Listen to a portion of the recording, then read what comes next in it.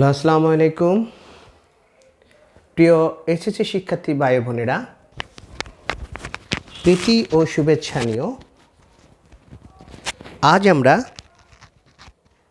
রসায়ন দ্বিতীয় পত্রের পরিমাণগত রসায়নের সিলেট বোর্ড 2017 সালে যে গাণিতিক সমস্যাটি এসেছিল সেটির সমস্যার সমাধান নিয়ে আমরা হাজির হয়েছি। আমরা ক্লাসটি শুরু করার পূর্বে ছোট্ট একটি রিকোয়েস্ট করব। সপ্তডিঙ্গা টিউটোরিয়াল একাডেমি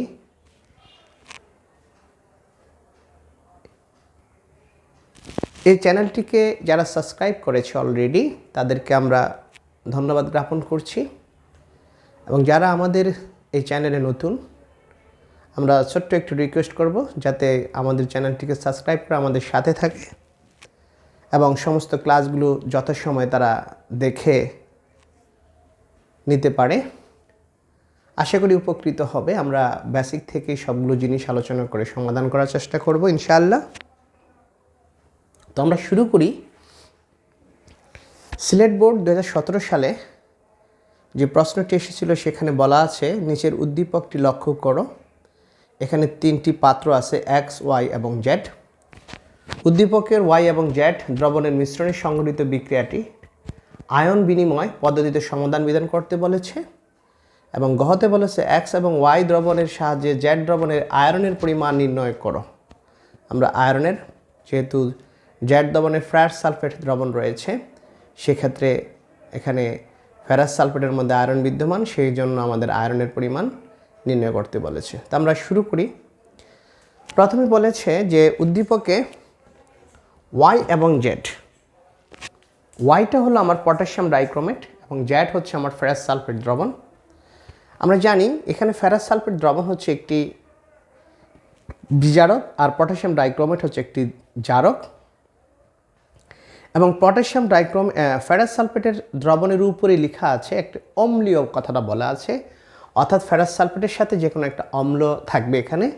তো আমরা ধরে নিচ্ছি সেই অম্লটা হচ্ছে এখানে সালফ্রিক অ্যাসিড, কারণ সালফ্রিক অ্যাসিডের আমাদের জারণ ধর্ম থাকে, দ্যাট মিনস লঘু সালফ্রিক অ্যাসিড, গাঢ় সালফ্রিক অ্যাসিড। তো এখানে আমরা প্রথমে যদি একটু দেখি, গ নম্বর, এ হচ্ছে আমার ফেরাস সালফেট, তারপরে হচ্ছে যেহেতু অম্লীয় বলেছে এখানে আমরা সালফ্রিক অ্যাসিড দিলাম H2SO4, দেন হচ্ছে পটাশিয়াম ডাইক্রোমেট অর্থাৎ K2Cr2O7। তো আমরা সবাই জানি যে ফেরাস সালফেট অম্লীয় দ্রবণে ফেরিক সালফেট অর্থাৎ Fe2+ Fe3+ আয়নে পরিণত হয়, তাহলে Fe2SO4 3 আয়নে পরিণত হয়। দেন পটাশিয়াম ডাইক্রোমেটে পটাশিয়ামটা পটাশিয়াম সালফেটে, ক্রোমিয়ামটা ক্রোমিয়াম সালফেটে, Cr2SO4 3-তে, এবং এখানে জারকে যত অণু অক্সিজেন আছে তত অণু পানি উৎপন্ন হবে। এবার আমরা যদি সমতা বিধান করি, এখানে পটাশিয়াম আছে দুটো, ক্রোমিয়াম দুটো, আয়রন আছে এখানে দুটো, সালফেট আছে 3টে 4টা, 4 আর হচ্ছে এখানে 3, 7টা, আর এখানে হাইড্রোজেন আছে 7 দুগুণে 14টা, তাহলে 14টা, এখানে 7। আমি যদি এখানে 6 লিখি তাহলে এখানে সালফেট হচ্ছে 6 অণু আর এখানে 7 অণু, 7 6 13 অণু। এখানে ফেরাস আছে 6 অণু, তাহলে 3 দিয়ে গুণ করলে 3 দুগুণে 6 আর 3 3 9 10 13 মিলে গেছে সব। এই হচ্ছে আমার সমতা বিধান করা। এটা হচ্ছে আমার ফাইনাল বিক্রিয়াটা, অর্থাৎ ওয়াই এবং জেড দ্রবণের মিশ্রণে সংঘটিত বিক্রিয়া। এই বিক্রিয়াটির আয়ন বিনিময় পদ্ধতিতে সমতা বিধান করতে হবে। আমরা জানি সমতা বিধান করার প্রক্রিয়া আছে দুটি। ওকে, তো আমাদেরকে বলা হয়েছে আয়ন বিনিময়, অর্থাৎ আমরা চার্জ এক্সচেঞ্জ পদ্ধতিতে কিভাবে সমতা বিধান করব সেটা বলা আছে। তো এটা করার জন্য একটা সুন্দর একটা টেকনিক আমরা বলবো। আমরা দেখব যে এই যে বিক্রিয়াটি লিখলাম, এই বিক্রিয়ার বাম পাশে এবং ডান পাশে যে সমস্ত আয়ন আছে, যেহেতু আয়ন বিধান করতে বলা হয়েছে, এই আয়নগুলোর কোনটার জারণ মানের পরিবর্তন হয়েছে। যাদের জারণ মানের পরিবর্তন হয়েছে আমরা তাদেরকে অ্যাকসেপ্ট করব, বা সেই সমস্ত আয়নগুলো আমরা বাম পক্ষেরগুলো বাম পক্ষে লিখব, ডান পক্ষেরগুলো ডান পক্ষে লিখব। আর যে সমস্ত আয়নের জারণ মানের কোনো পরিবর্তন হয়নি উভয় পাশের বিক্রিয়ায় বাম পক্ষ এবং ডান পক্ষে তাদেরকে আমরা বলবো দর্শক আয়ন। সুতরাং দর্শক আয়ন যদি বলা হয় কাকে বলে, বা যদি আমাদেরকে প্র্যাকটিক্যাল ভাইভাতে জিজ্ঞেস করা হয় যে বলো তো দর্শক আয়ন কাকে বলে, বা আমাদের 1 নম্বর আসতে পারে দর্শক আয়ন কাকে বলে, অর্থাৎ যে সমস্ত আয়নের জারণমানের কোনো পরিবর্তন হয় না, বিক্রিয়ক এবং উৎপাদ উভয় ক্ষেত্রে জারণমানের যখন কোনো পরিবর্তন হয় না তখনই সেটা হচ্ছে দর্শক আয়ন। আবার আমরা জানি যে যখন কোনো একটা বিক্রিয়ায় কোনো আয়নেরই জারণমানের পরিবর্তন হয় না তখন সেটাকে জারণ বিজারণ বিক্রিয়াও বলা যায় না। তো জারণ বিজারণ বিক্রিয়া হওয়ার আরেকটা শর্ত হচ্ছে তাদের জারণমানের পরিবর্তন হবে। তো আমরা যদি একটু খেয়াল করি, এখানে ফেরাস সালফেটে এই আয়রনের জারণমান হচ্ছে 2+, ফেরিক সালফেটে আয়রনের জারণমান হচ্ছে 3+, তাহলে জারণমানের পরিবর্তন হয়েছে। সালফারের হচ্ছে 2-, এখানে 2-, এখানেও 2-, এখানেও 2-, এখানেও 2-, তাহলে দেখা যাচ্ছে যে এই যে সালফেট আয়নটা এর জারণমানের কোনো পরিবর্তন হয়নি, এটা হচ্ছে একটা দর্শক আয়ন, আমরা এটাকে ক্যান্সেল করে দিতে পারি। তাহলে রইল কি এখানে, দ্যাট মিনস Fe2+ আয়ন বাম পাশে পাইলাম।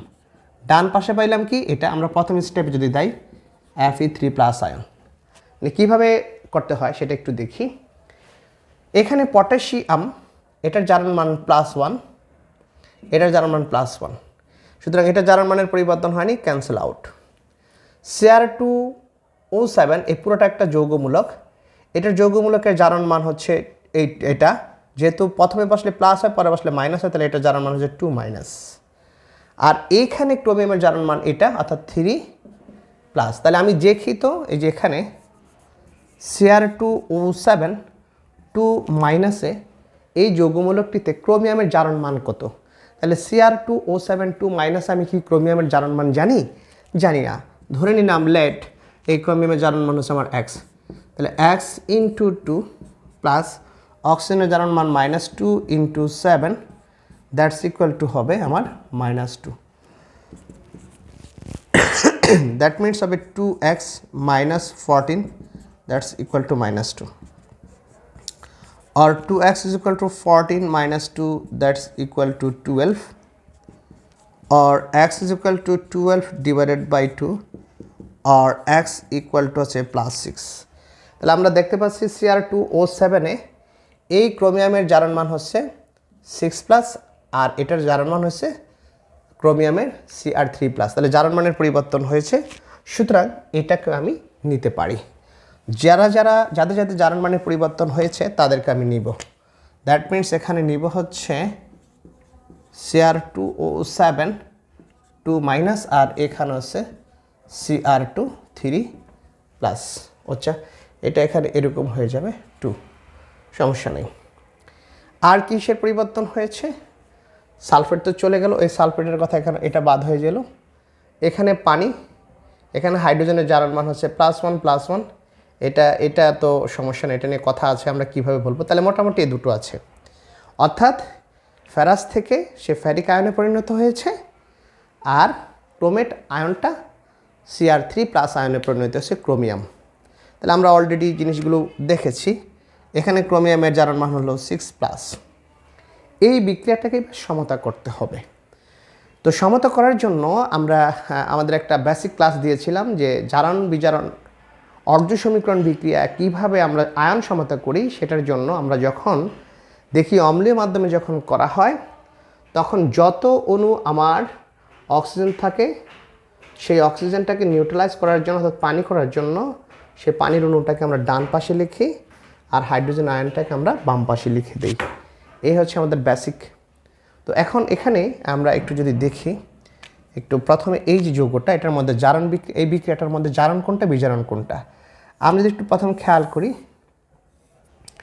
এই যে এখানে Fe2+ থেকে Fe3+ হয়েছে, তার অক্সিডেশন নাম্বার যেটা অর্থাৎ জারণমান এটা বৃদ্ধি পেয়েছে। জারণমান বাড়লে সেটাকে আমরা বলি, অক্সিডেশন নাম্বার বৃদ্ধি পেলে সেটাকে অক্সিডেশন রিঅ্যাকশন বলা হয়, অর্থাৎ দ্যাট ইজ কল্ড জারণ বিক্রিয়া, অর্থাৎ অক্সিডেশন রিঅ্যাকশন অর্থাৎ জারণ বিক্রিয়া বলা হলো।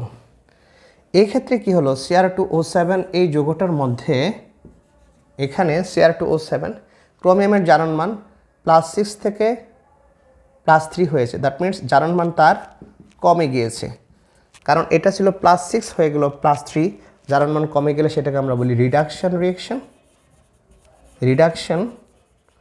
রিঅ্যাকশন, অর্থাৎ দ্যাট ইজ কল্ড বিজারণ বিক্রিয়া। তাহলে আমি প্রথমে কি করব, প্রথমে জারণ বিক্রিয়া নির্ধারণ করব, তারপরে বিজারণ বিক্রিয়া নির্ধারণ করব। এই দুটো বিক্রিয়া নির্ধারণ করার পর আমি সেটাকে সমতা বিধান করে দিব। তাহলে আমরা আসি সমতা বিধান কীভাবে করব একটু দেখি। আমরা প্রথমে জারণ অর্ধ সমীকরণ বিক্রিয়া,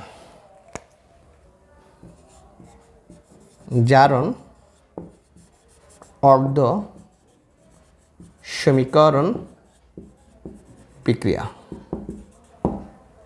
ওকে, এখানে আমরা দেখতে পাচ্ছি Fe2 প্লাস একটা ইলেকট্রন ছেড়ে দিয়ে সে Fe3 প্লাসে পরিণত হয়েছে। আমি এটাকে এরকম লিখতে পারি, অর্থাৎ একটা ইলেকট্রন ছাড়লে 1 ইলেকট্রন মাইনাস দিব, দেন সেটা হইল Fe3 প্লাস, অথবা এই মাইনাসটা ওই পাশে নিতে পারি, অর্থাৎ Fe2 plus equal to Fe3 plus then plus 1 electron. তারপরে আসতেছে বিজারণ অর্ধ সমীকরণ বিক্রিয়া, বিজারণ অর্ধ সমীকরণ বিক্রিয়া। এটা কি আছে এখানে, দ্যাটস ইকুয়াল টু আছে Cr2O7 দেন 2 মাইনাস এটা আছে, অর্থাৎ আমরা এটাকে এইভাবে না লিখে এরকম লিখি Cr3 প্লাসে। তাহলে এখানে জারণ মান ছিল কত আমার, এখানে জারণ মান ছিল হচ্ছে আমার +6 থেকে +3। তাহলে জারণ মানের পরিবর্তন, দ্যাট মিনস আমরা অনেক সময় এটাকে অ্যান্ড ফ্যাক্টরও বলে থাকি, difference of and factor equal to হচ্ছে 3 - 6 মড দ্যাটস ইকুয়াল টু 3। তাহলে জারণ মানের পরিবর্তন হয়েছে 3। এখানে ক্রোমিয়াম আছে দুটা, তাহলে একটা ক্রোমিয়াম সে কী করে 2-3টে ইলেকট্রন ছেড়ে দেয়, বাট এখানে যেহেতু আছে ক্রোমিয়াম আছে মোট দুটো, তাহলে দুইটার জন্য হবে সে 6টা ইলেকট্রন ছেড়ে দিয়েছিল। ওকে, 6টা ইলেকট্রন ছাড়লো আর এখানে ক্রোমিয়াম 2 অণু হয়ে গেল, অর্থাৎ 2 অণু ক্রোমিয়াম আয়নে পরিণত হলো। এই হচ্ছে আমার ফাইনাল যে বিক্রিয়াটা সেটা। তো এখন আমার প্রশ্ন হলো, আমরা জানি যে যখন একটা বিক্রিয়াকে আমি সমতা বিধান করব জারণ বিজারণ অর্ধ সমীকরণ বিক্রিয়ার মাধ্যমে, সেখানে আমার প্রথম কাজ হচ্ছে ইলেকট্রনকে সমতা বিধান করা। তো ইলেকট্রনকে সমতা বিধান করব কিভাবে, কারণ এখানে আমি দেখতে পাচ্ছি ইলেকট্রন আছে একটা, এখানে আছে ইলেকট্রন আছে 6টা। তাহলে আমি যদি এই সমীকরণটাকে 6 দ্বারা গুণ করে দেই তাহলে কিন্তু ইলেকট্রনের সংখ্যা সমতা বিধান হয়ে যায়। তাহলে আমি এটাকে 6 দ্বারা গুণ করে এটার সাথে যোগ করে দেবো। ধরতে পারি এটা 1 নং সমীকরণ, এটা হচ্ছে 2 নং সমীকরণ। দ্যাট মিনস এখানে 1 + 2, আমি 1 এবং 2 যোগ করব, যোগ করলে পাচ্ছি 6 Fe2 plus minus 6 electron minus that's equal to 6 Fe3 plus, আর এখানে যা আছে তাই, অর্থাৎ Cr2O7 মাইনাস, একটু ভুল হয়েছে, এটা প্লাস হবে যেহেতু সে ইলেকট্রন গ্রহণ করেছে, গ্রহণ করেই তো তার জারণ মান এখানে +6 থেকে +3 হলো।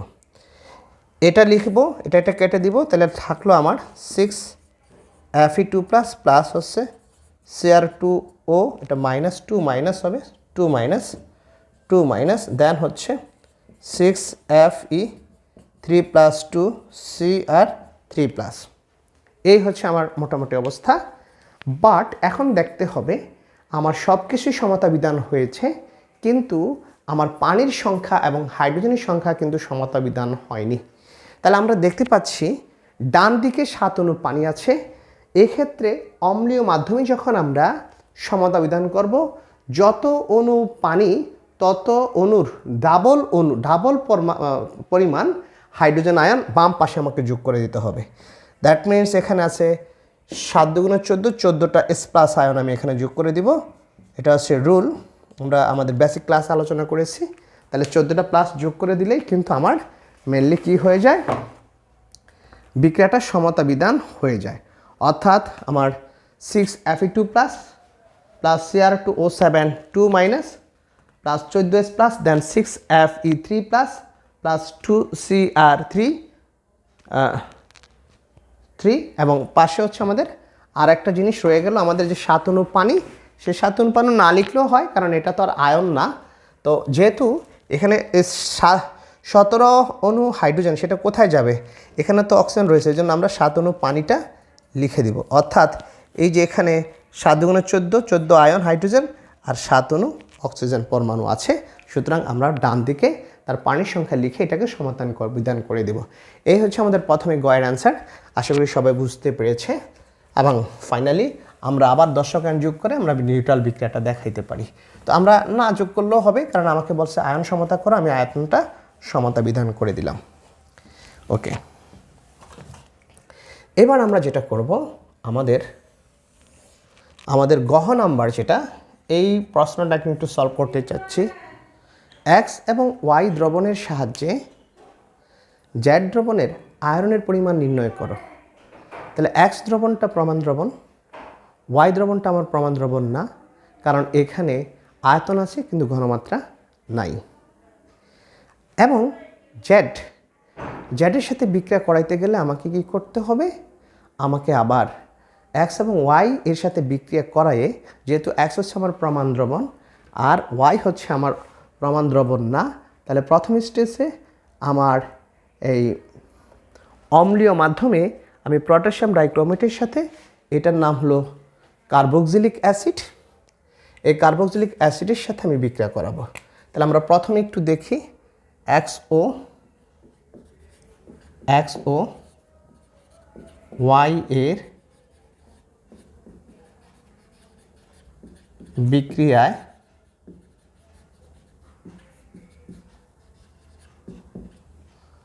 আমরা পাই দেন H2C2O4 plus K2Cr2O7 plus H2SO4 অম্লীয় মাধ্যম। আমরা জানি কার্বক্সিলিক অ্যাসিড এই অম্লীয় মাধ্যমে কার্বন ডাইঅক্সাইডে পরিণত হয়। এখানে কিছু জিনিস আছে, আমরা এই বিক্রিয়াটা যেহেতু নতুন, আমরা কার্বক্সিলিক অ্যাসিডের সাথে আমরা পটাশিয়াম ডাইক্রোমেটের বিক্রিয়া কিভাবে করব, বা এই ধরনের প্রবলেম যখন আসে তখন আমরা কিভাবে করব। আমরা এর আগে পটাশিয়াম ডাইক্রোমেটের করেছি, পটাশিয়াম ডাইক্রোমেটের সাথে আমরা করেছিলাম ফেরাস সালফেট, আমরা পটাশিয়াম পারম্যাঙ্গানেটের সাথে ফেরাস সালফেট করেছিলাম, পটাশিয়াম ডাইক্রোমেটের সাথে আমরা করেছিলাম হাইড্রোজেন পারঅক্সাইড, আমরা আয়োডোমিতি করেছিলাম, সেখানে সোডিয়াম থায়োসালফেট এবং পটাশিয়াম আয়োডিনের সাথে করেছিলাম। তো এখানে এবার আসছে কার্বক্সিলিক অ্যাসিড। কার্বক্সিলিক অ্যাসিডটা অম্লীয় মাধ্যমে আমাকে জানতে হবে সেটা কার্বন ডাইঅক্সাইডে পরিণত হবে। এই যে কার্বক্সিলিক অ্যাসিড অম্লীয় মাধ্যম কেন, কারণ আমি সালফ্রিক অ্যাসিড দিয়েছি, তাহলে বিক্রিয়া করে সে উৎপন্ন করবে কার্বন ডাইঅক্সাইড। আর পটাশিয়াম ডাইক্রোমেটটা পটাশিয়াম সালফেটে K2SO4 এ পরিণত হবে, ক্রোমিয়াম সালফেট Cr2SO4 হোল 3 তে পরিণত হবে, এবং লাস্ট ওয়ান সেটা হবে পানিতে পরিণত হবে। এবার আমরা বিক্রিয়ার সমতা করব। পটাশিয়াম দুটো, ক্রোমিয়াম দুইটা, সালফেট হচ্ছে আমার এখানে মোট 3 অণু। কার্বন ডাইঅক্সাইডে কার্বন হচ্ছে এখানে, আমরা দেখি হাইড্রোজেন আছে, আচ্ছা সালফেট যদি আমি 3 দেই, দেখি তো মিলে কিনা আগে দেখি। হাইড্রোজেন যদি 3 দেই তাহলে 3 অণু সালফেট হলো, হাইড্রোজেন হলো 3 দুগুণে 6টা। আর এখানে হচ্ছে আমি দেখি এটা 3 দুগুণে 6, কার্বন আছে 2, পটাশিয়াম সালফেট পটাশিয়াম ক্রোমিয়াম মিলে গিয়েছে। সালফেট হচ্ছে এখানে 3 আর 1 4 অণু, তো ভুল করলাম, 4 অণু আছে সালফেট, 4 অণু সালফেট হলো, তাহলে 4 দুগুণে 8 অণু, এটা হয়ে গেছে আমার হাইড্রোজেন। আর এখানে যদি আমি 7 অণু দিই, 7 অণু দিলে 7 অণু পানি, 7 দুগুণে 14, আচ্ছা যদি দেখি 7 অণু দিই তাহলে 7 দুগুণে 14, এখানে 7টা মিলে গেল, আর এখানে 4 দুগুণে 8, আর এখানে 6 হলে হাইড্রোজেন মিলে, তাহলে 3 দিলে মিলে, 6 দিতে হবে, কারণ কি 3 দুগুণে 6, তাহলে কার্বন ডাইঅক্সাইড হয়ে গেল, তাহলে 6 দুগুণে 12, 3 4 12, ওকে মিলে গিয়েছে। আমরা আবার একটু মিলাই দেখি, কার্বন 6টা, এই যে কার্বন 3 দুগুণে 6টা, অক্সিজেন হচ্ছে 3 4 12, এখানে 6 দুগুণে 12 মিলে গেছে, পটাশিয়াম 2টা মিলে গেছে, ক্রোমিয়াম 2টা মিলে গেছে, অক্সিজেন 7টা মিলে গেছে, হাইড্রোজেন 14টা, এখানে 4 দুগুণে 8 আর 3 দুগুণে 6, 14 মিলে গিয়েছে, সবই মিলে গিয়েছে। তাহলে এই হচ্ছে আমাদের XO Y এর বিক্রিয়া আমরা যেটা পেলাম। আমাদের এইবার এটার উপর আমরা স্টয়কিওমেট্রি অ্যাপ্লাই করব। যেহেতু বলছে এটা তো প্রমাণ দ্রবণ না, আমি এটা ঘনমাত্রা বের করব, তাহলে স্টয়কিওমেট্রিক ফর্মুলা প্রয়োগ করে পাই, স্টোচিওমেট্রিক ফর্মুলা প্রয়োগ করে পাই, যেহেতু আমার এখানে প্রমাণ দ্রবণ হচ্ছে কার্বক্সিলিক অ্যাসিড আর এটা লাগবে, তাহলে এই দুটোর মধ্যে আমি সম্পর্ক নিব। That means N of H2C2O4 divided by তার স্টয়কিওমেট্রি অথবা মোল সংখ্যা, N of K2Cr2O7 divided by তার মোল সংখ্যা, দ্যাটস ইকুয়াল টু 1। এখন এটার আমার মোল সংখ্যা এখানে দেওয়া আছে, ঘনমাত্রা এবং আয়তন, তাহলে মোল সংখ্যাকে ঘনমাত্রা এবং আয়তনে কনভার্ট করে ফেলি আমি। That means S of H2C2O4 V of H2C2O4, দেন এটা লিটারে যাবে, ডিভাইডেড বাই হচ্ছে আমার 3 ইকুয়াল টু হচ্ছে N হচ্ছে S অফ K2Cr2O7 B K2Cr2O7, এটা লিটারে, ডিভাইডেড বাই হচ্ছে আমার 1। দেন আমরা যদি এবার একটু করি S এর মান কত আছে? S এর মান আছে আমার 0.1, ওকে। ভি আছে আমার 20, এটা 1000 দিয়ে ভাগ করব, তাহলে 3 ডিভাইডেড বাই 1000 ইকুয়াল টু হচ্ছে আমার এখানে S অফ পটাশিয়াম ডাইক্রোমেট, আমি এটাই বের করব, S অফ K2Cr2O7 বের করব। আর এখানে যেটা আয়তন আছে 10 মিলিলিটার, 10 এটাকে 1000 দিয়ে ভাগ করে মিলিলিটার থেকে লিটারে নিয়ে যাব, তাহলে দিস ইজ ক্যান্সেল আউট, দুটো ক্যান্সেল আউট করে দিলাম। তাহলে এখন আমি এখান থেকে আমার পটাশিয়াম ডাইক্রোমেটের ঘনমাত্রাটা বের করে নিয়ে আসতে পারবো। তো দেখি তো পটাশিয়াম ডাইক্রোমেটের ঘনমাত্রা কত হয়। সে S অফ K2Cr2O7 দ্যাটস ইকুয়াল টু হচ্ছে 3 into 10 divided by 0 into 1 into 20, then 10 দুগুণে হচ্ছে 20, or S of K2Cr2O7 then 3 divided by 0.2, তাহলে ভাগ করলে দেখি কত হয়। আমি যদি কোনো ভুল না করে থাকি, একটু তো ভুল হয়েই গেছে, ওকে, ভুল তো করেই ফেলেছি আমি নাকি, ঠিক আছে, একটু ভুল হয়েছে, এখানে একটু ভুল হয়ে গেল আমাদের। এটা প্রথমে হচ্ছে 2 into 0.1 into 20, কারণ এটার সাথে গুণ হবে 0 into 1 into 20 ভাগ 3 into 10, 3 into 10, তাহলে 10 দুগুণে 20, তাহলে যদি আমরা একটু ভাগ করে দিই পাচ্ছি 0.1 into 2 ইকুয়ালস, ভাগ হচ্ছে আমার 3, ভাগ হচ্ছে 3 ইকুয়াল টু হচ্ছে 0.0666 আসতেছে, আবার একটু দেখি। দ্যাট মিনস 0.1 into 2 ইকুয়াল, ভাগ হচ্ছে 3 ইকুয়াল টু হচ্ছে 0.066 m।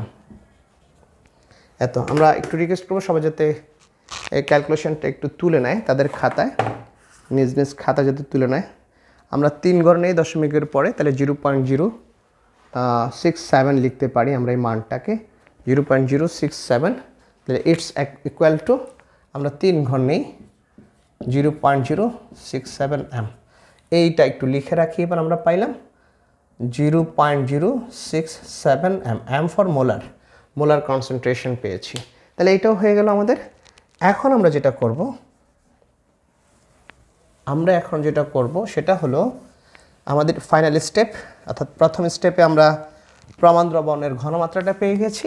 এখন আমরা এই ফেরাস সালফেট, এইটা অলরেডি আমরা করেছি অনেকবারই, আমাদের অনেকগুলো ভিডিওতে এটা দেওয়া আছে, তারপর আবারও একটু দেখছি। অর্থাৎ অম্লীয় ফেরাস সালফেট দ্রবণ, দ্যাট মিনস ফেরাস সালফেটের সাথে K2Cr2O7 পটাশিয়াম ডাইক্রোমেট, দেন হচ্ছে আমার এখানে সালফিউরিক অ্যাসিড আমরা ব্যবহার করব। তাহলে আমরা জানি ফেরাস সালফেট ফেরিক সালফেটে পরিণত হবে, অর্থাৎ Fe2SO4(3) পরিণত হবে, পটাশিয়ামটা পটাশিয়াম সালফেটে পরিণত হবে, ক্রোমিয়ামটা ক্রোমিয়াম সালফেটে পরিণত হবে, দেন এটা পরিণত হবে পানিতে। ওকে, তাহলে ফেরাস সালফেট অক্সিজেন হচ্ছে এখানে 7 অণু, আমরা 7 দিয়ে গুণ করে দিলাম। এখানে 7 দুগুণে 14, 7, আর এখানে দিই 6, তাহলে 13। এখানে হচ্ছে নাকি এখানে 3, 4, 3 দিলে ওকে, এই যে মিলে গেছে। 3 3 9 10 13, 7 6 13, 3 দুগুণে 6 মিলে গেছে। তাহলে ফেরাস সালফেট এটা আমরা পেয়ে গেলাম। তাহলে এখন এই জায়গাটাতে স্টয়সিওমেট্রি ব্যবহার করি। স্টয়সিওমেট্রিক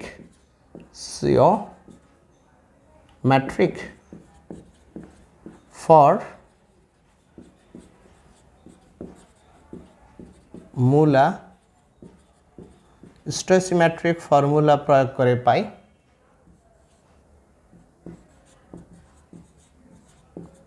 n of ferrous sulfate divided by 6 equal to n of K2Cr2O7 divided by 1, অর্থাৎ ফেরাস সালফেট 6 অণু আর পটাশিয়াম ডাইক্রোমেট 1 অণু।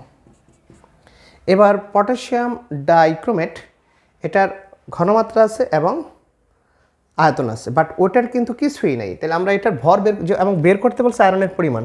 তাহলে ফেরাস সালফেটের প্রথমে ভর বের করি, দেন সেখান থেকে আয়রনের ভর বের করব। এই জন্য আমি এনটাকে কনভার্ট করব n সমান W/ma। এখানে আমার পরিস্থিতির উপর ভিত্তি করে আমি এনকে কনভার্ট করব। তাহলে n হবে W of ferrous sulphate, then 6 into m of ferrous sulphate. আর এখানে পটাশিয়াম ডাইক্রোমেটের S হচ্ছে K2Cr2O7 V K2Cr2O7 then litre.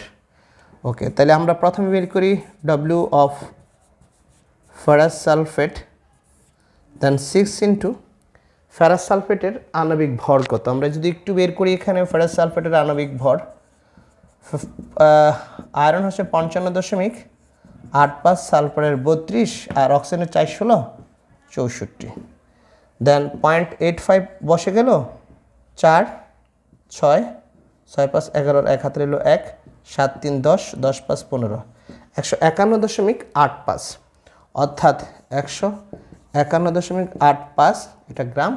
As of potassium dichromate সেটা হচ্ছে 0.067, আর আয়তন আছে এখানে 10 থেকে এটা মিলিলিটার থেকে লিটারে নিলে 1000 দিয়ে ভাগ করে দিব, ইন্টু তার আছে 1, মোল সংখ্যা আছে 1।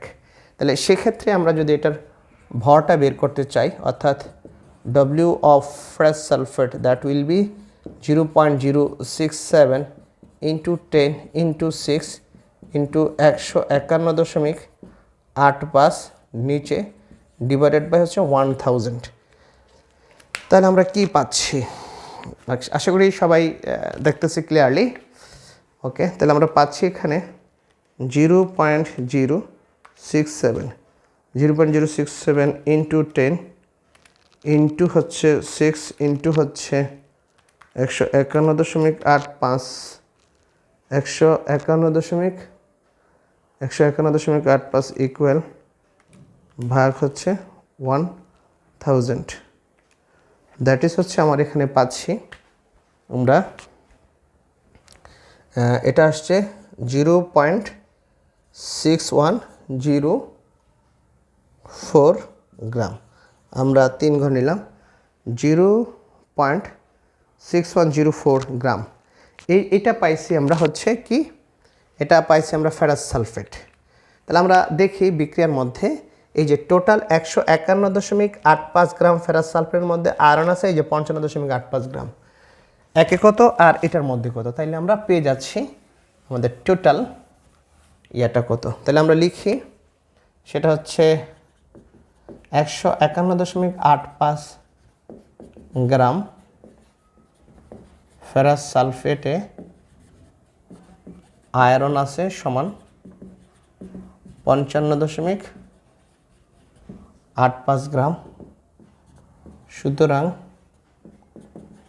1 গ্রাম ফেরাস সালফেটে আয়রন আছে 55.85 ভাগ 151.85 গ্রাম। সুতরাং এখানে 6104 গ্রাম ফেরাস সালফেটে আয়রন আছে 55.85 ইন্টু 0.6104 ডিভাইডেড বাই 151.85। তাহলে আমরা পাচ্ছি কত? আমরা পাচ্ছি হচ্ছে 55.85 ইন্টু 0.6104 ইকুয়াল টু ভাগ হচ্ছে 151.85 ইকুয়াল টু 0.2245, অর্থাৎ 0.2245 গ্রাম। তাহলে 0.2245 গ্রাম আছে আমার আয়রন। এটাই আমাদের অ্যান্সারটা দেওয়া আছে। সুতরাং গ হয়েছে, গহ হয়েছে। আমরা একটু রিকোয়েস্ট করবো সবাই যাতে অঙ্কটা সুন্দরভাবে তুলে নেয়, খাতায় নোট করে নেয়, কারণ অঙ্কটা ইম্পর্টেন্ট আসতে পারে পরীক্ষায়। আমরা নেক্সটে পরবর্তীতে আরও পরিমাণগত রসায়নের ক্লাস নিয়ে হাজির হব। আমরা এখানে ক্লাসটি সমাপ্ত করতে চাচ্ছি। আল্লাহ হাফিজ।